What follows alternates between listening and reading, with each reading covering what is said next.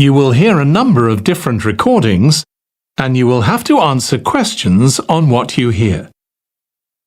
There will be time for you to read the instructions and questions, and you will have a chance to check your work. All the recordings will be played once only. The test is in 4 parts. At the end of the test, you will be given 10 minutes to transfer your answers to the answer sheet. Now turn to Part 1.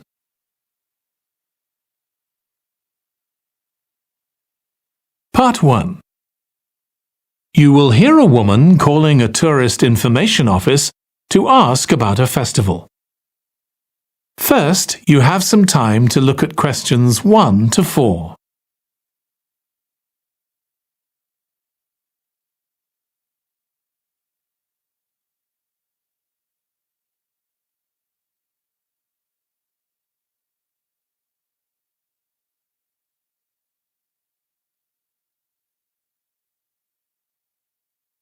Now listen carefully and answer questions 1 to 4.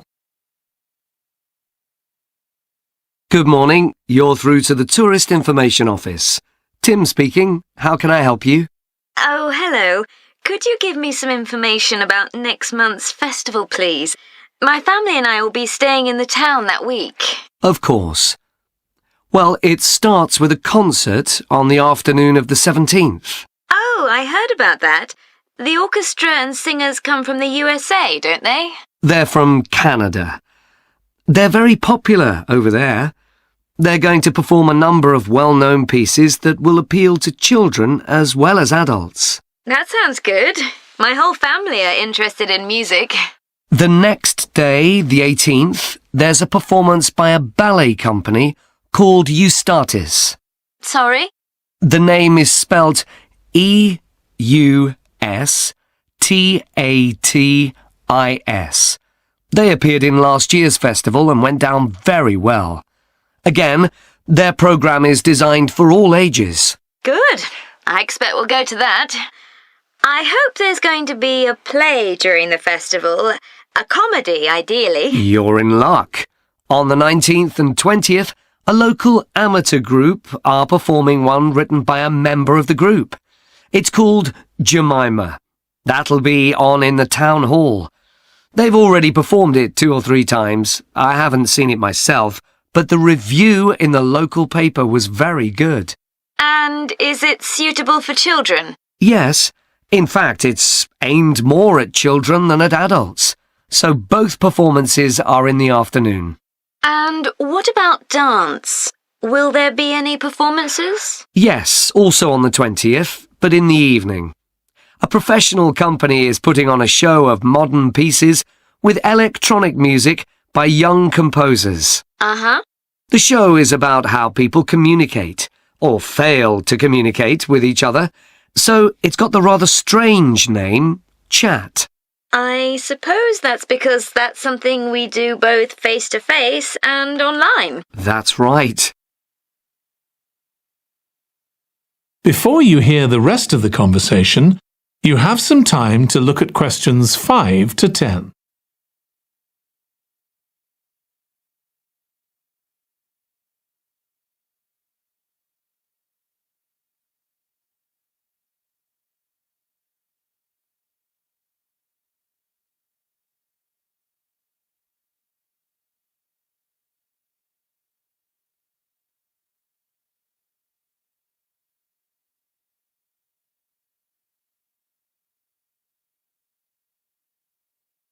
Now listen and answer questions 5 to 10. Now, there are also some workshops and other activities. They'll all take place at least once every day, so everyone who wants to take part will have a chance. Good. We're particularly interested in cookery. You don't happen to have a cookery workshop, do you? We certainly do. It's going to focus on how to make food part of a healthy lifestyle. And it'll show that even sweet things like cakes can contain much less sugar than they usually do. That might be worth going to. We're trying to encourage our children to cook. Another workshop is just for children, and that's on creating posters to reflect the history of the town. The aim is to make children aware of how both the town and people's lives have changed over the centuries. The results will be exhibited in the community centre. Then, the other workshop is in toy making, and that's for adults only. Oh, why's that? Because it involves carpentry. Participants will be making toys out of wood, so there'll be a lot of sharp chisels and other tools around. It makes sense to keep children away from it. Exactly. Now, let me tell you about some of the outdoor activities. There'll be supervised wild swimming. Wild swimming? What's that? It just means swimming in natural waters, rather than a swimming pool. Oh, okay. In a lake, for instance. Yes, there's a beautiful one just outside the town, and that'll be the venue for the swimming. There'll be lifeguards on duty, so it's suitable for all ages. And finally, there'll be a walk in some nearby woods every day. The leader is an expert on insects. He'll show some that live in the woods and how important they are for the environment. So there are going to be all sorts of different things to do during the festival. There certainly are. If you'd like to read about how the preparations for the festival are going, the festival organizer is keeping a blog. Just search online for the festival website, and you'll find it. Well, thank you very much for all the information. You're welcome. Goodbye. Goodbye. That is the end of part 1. You now have 1 minute to check your answers to part 1.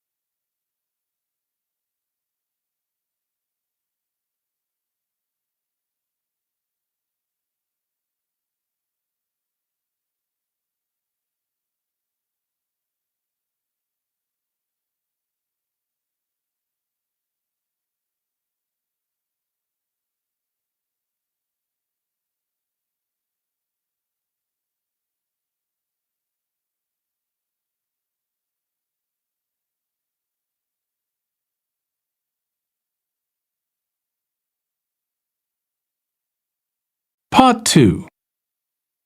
You will hear part of a talk to a gardening club about a local park. First, you have some time to look at questions 11 to 14.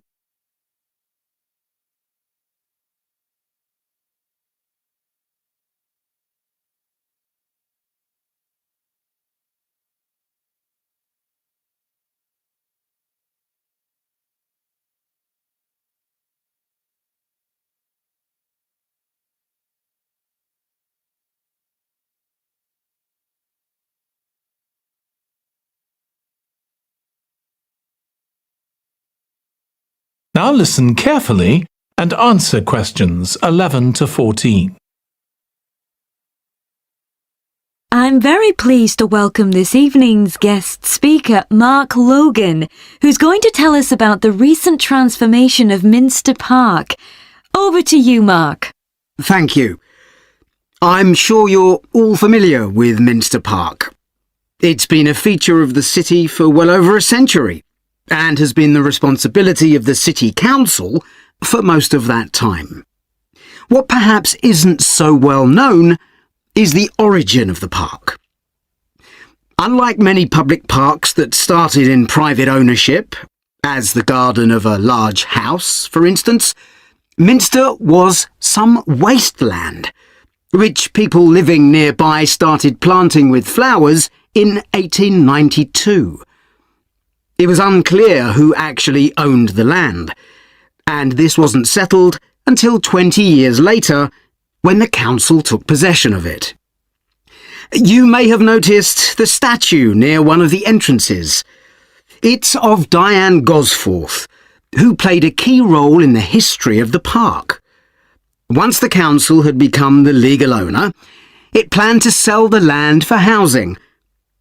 Many local people wanted it to remain a place that everyone could go to enjoy the fresh air and natural environment. Remember, the park is in a densely populated residential area.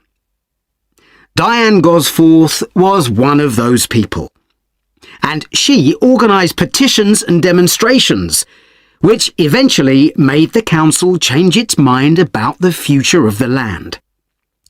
Soon after this, the First World War broke out in 1914, and most of the park was dug up and planted with vegetables, which were sold locally.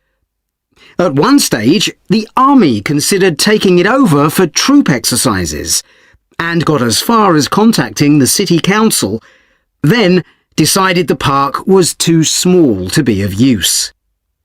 There were occasional public meetings during the war, in an area that had been retained as grass. After the war, the park was turned back more or less to how it had been before 1914, and continued almost unchanged until recently. Plans for transforming it were drawn up at various times, most recently in 2013, though they were revised in 2015 before any work had started. The changes finally got going in 2016 and were finished on schedule last year. Before you hear the rest of the talk, you have some time to look at questions 15 to 20.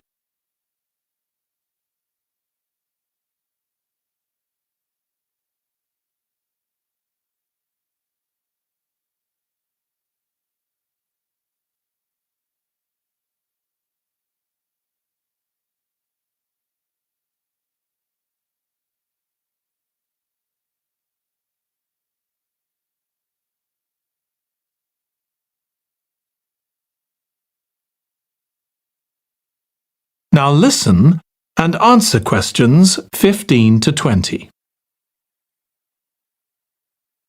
OK, let me tell you about some of the changes that have been made and some things that have been retained.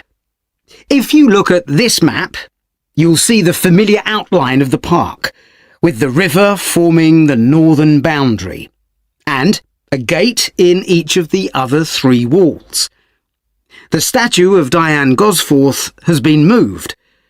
It used to be close to the south gate, but it's now immediately to the north of the lily pond, almost in the centre of the park, which makes it much more visible.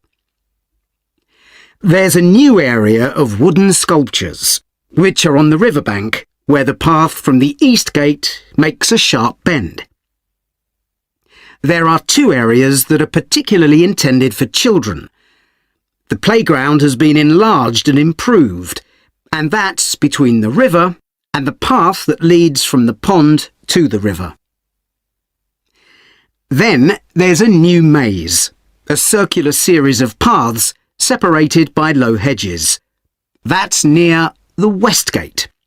You go north from there towards the river and then turn left to reach it. There have been tennis courts in the park for many years, and they've been doubled, from 4 to 8. They're still in the southwest corner of the park, where there's a right-angle bend in the path. Something else I'd like to mention is the new fitness area. This is right next to the lily pond on the same side as the west gate. Now, as you're all gardeners, I'm sure you'll like to hear about the plants that have been chosen for the park.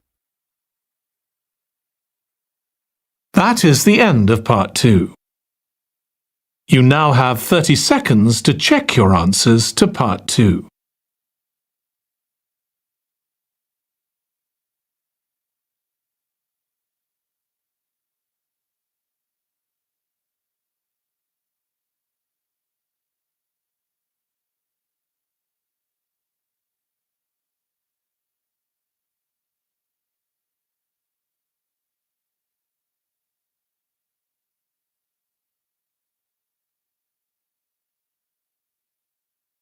Part 3.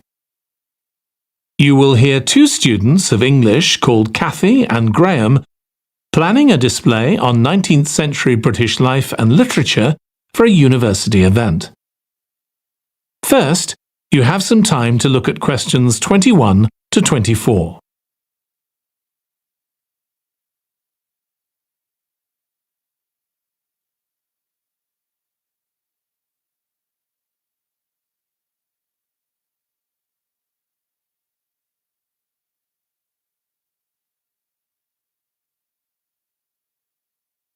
Now listen carefully and answer questions 21 to 24.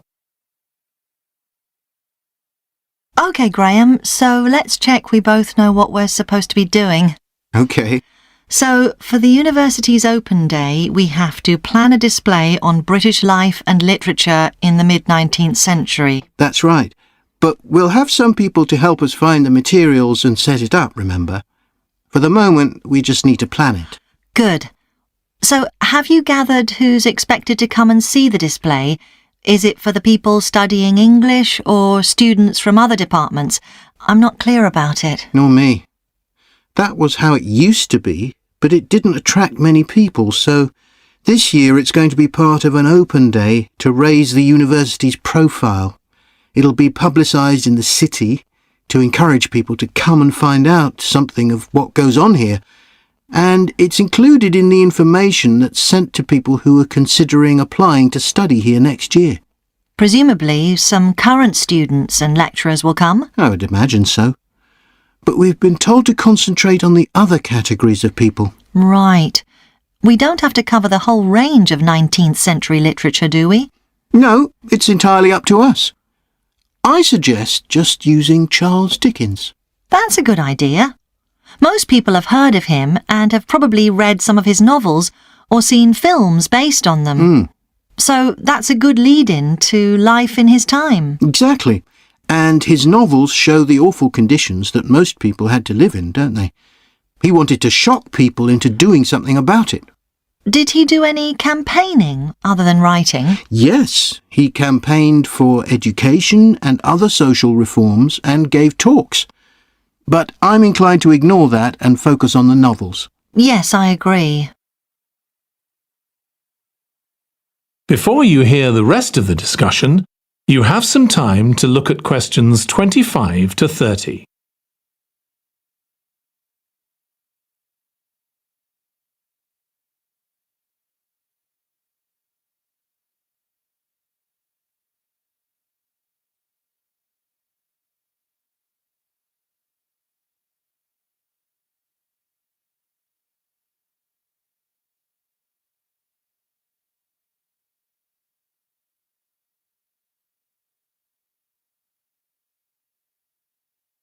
Now listen and answer questions 25 to 30.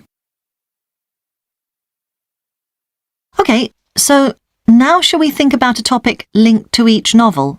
Yes, I've printed out a list of Dickens's novels in the order they were published, in the hope you'd agree to focus on him. You're lucky I did agree. Let's have a look. OK, the first was The Pickwick Papers, published in 1836. It was very successful when it came out, wasn't it? And was adapted for the theatre straight away.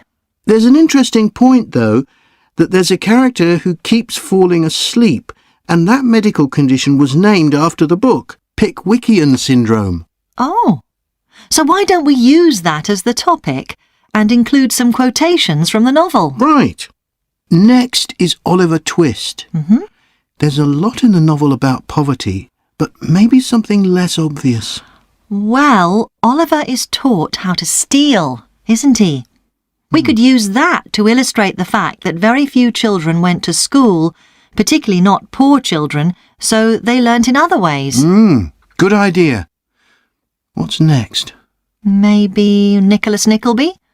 Actually, he taught in a really cruel school, didn't he? That's right. But there's also the company of touring actors that Nicholas joins. We could do something on theatres and other amusements of the time. We don't want only the bad things, do we? OK. What about Martin Chuzzlewit? He goes to the USA, doesn't he? Yes. And Dickens himself had been there a year before and drew on his experience there in the novel. I wonder, though. The main theme is selfishness. So we could do something on social justice? No, too general. Let's keep to your idea. I think it would work well. He wrote Bleak House next. That's my favourite of his novels. Yes, mine too. Oh, His satire of the legal system is pretty powerful. that's true. But think about Esther, the heroine. As a child, she lives with someone she doesn't know is her aunt, who treats her very badly. Then she's very happy living with her guardian, and he puts her in charge of the household. And at the end, she gets married, and her guardian gives her and her husband a house, where, of course, they're very happy. Yes, I like that. What shall we take next? Little Dorrit? Old Mr. Dorrit has been in a debtor's prison for years. So was Dickens's father, wasn't he? That's right. What about focusing on the part when Mr. Dorrit inherits a fortune and he starts pretending he's always been rich? Good idea. OK. So next we need to think about what materials we want to illustrate each issue. That's going to be quite hard. That is the end of part 3. You now have 30 seconds to check your answers to part 3.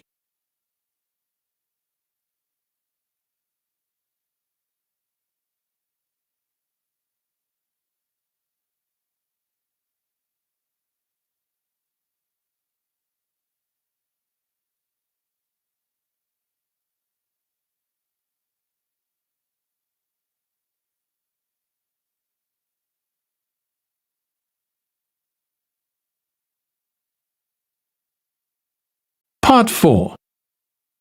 You will hear part of a presentation about an agricultural program in the country of Mozambique. First, you have some time to look at questions 31 to 40.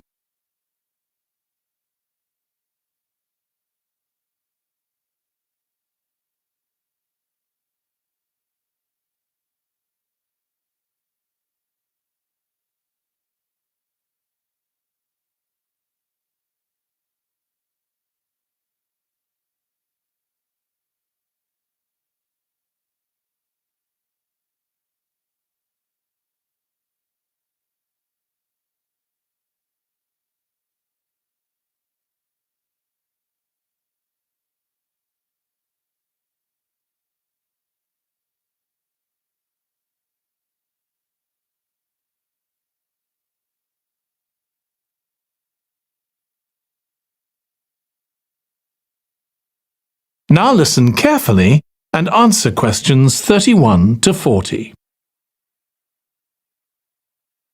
I'm going to report on a case study of a program which has been set up to help rural populations in Mozambique, a largely agricultural country in Southeast Africa. The program worked with 3 communities in Chikwalakwala district near the Limpopo River. This is a dry and arid region with unpredictable rainfall. Because of this, people in the area were unable to support themselves through agriculture, and instead they used the forest as a means of providing themselves with an income, mainly by selling charcoal. However, this was not a sustainable way of living in the long term, as they were rapidly using up this resource. To support agriculture in this dry region, the program focused primarily on making use of existing water resources from the Limpopo River by setting up systems of irrigation, which would provide a dependable water supply for crops and animals.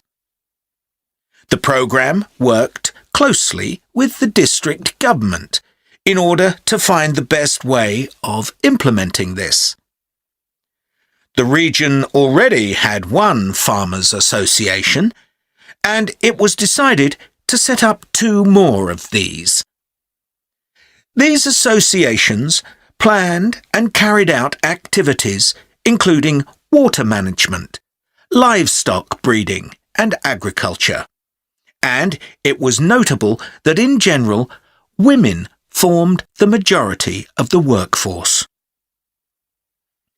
It was decided that in order to keep the crops safe from animals, both wild and domestic, special areas should be fenced off where the crops could be grown. The community was responsible for creating these fences, but the programme provided the necessary wire for making them. Once the area had been fenced off, it could be cultivated. The land was dug so that vegetables and cereals appropriate to the climate could be grown, and the programme provided the necessary seeds for this. The programme also provided pumps so that water could be brought from the river in pipes to the fields. However, the labour was all provided by local people, and they also provided and put up the posts that supported the fences around the fields.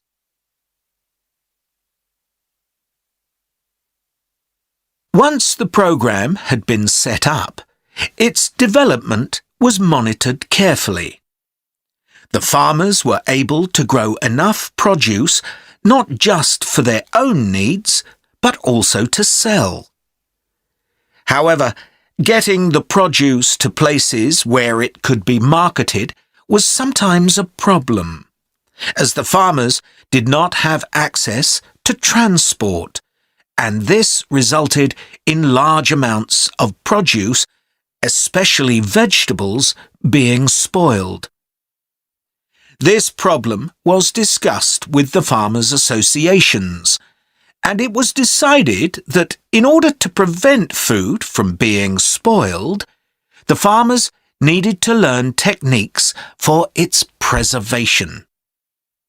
There was also an additional initiative that had not been originally planned, but which became a central feature of the programme. This was when farmers started to dig holes for tanks in the fenced-off areas and to fill these with water and use them for breeding fish, an important source of protein. After a time, another suggestion was made by local people which hadn't been part of the programme's original proposal, but which was also adopted later on. They decided to try setting up colonies of bees, which would provide honey both for their own consumption and to sell. So, what lessons can be learned from this programme?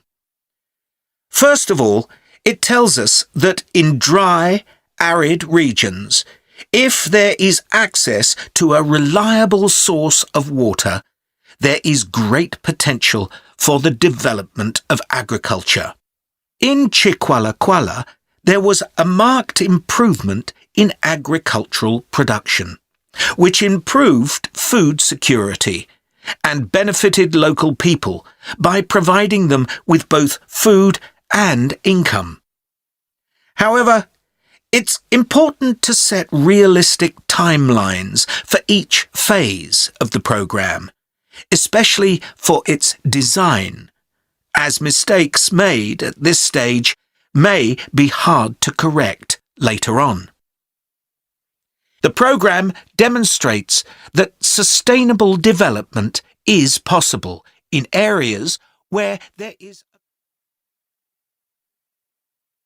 That is the end of part 4. You now have 1 minute to check your answers to part 4.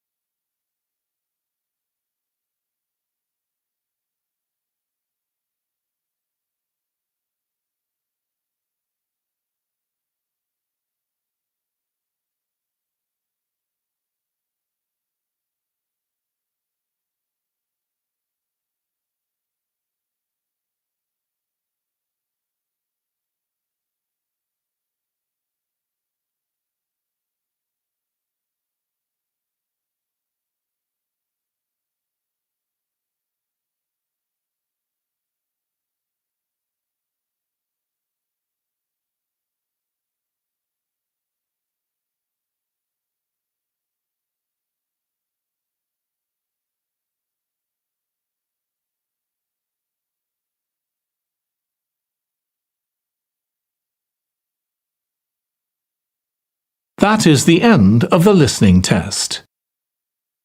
In the Ielts test, you would now have 10 minutes to transfer your answers to the answer sheet.